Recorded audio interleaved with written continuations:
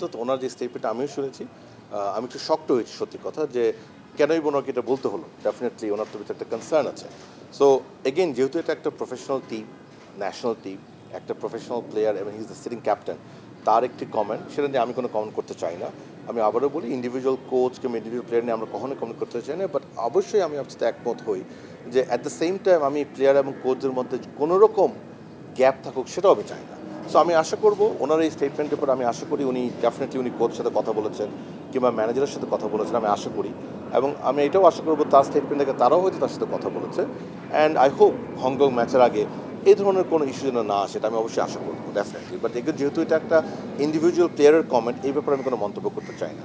But আমি এতটুকু issue করতে পারি যে টিম ম্যানেজমেন্টে যারা দায়িত্বে আছে, স্পেশালি দেশের বাইরে তো team manager is the manager, team management দায়িত্বে থাকে এবং হেড কোচ সাহেব এবং তার একটি বড় টেকনিক্যাল টিম।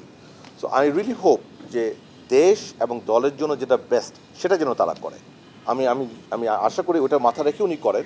হয়তো রেজাল্টের ফরে আসে না বলে সেটাকে আমরা কোয়েশ্চেন করি, এবং এটা খুবই স্বাভাবিক। এটা রেজাল্ট যখন আপনার ফরে আসবে না তখন আপনি কোয়েশ্চেনটা করবেনই।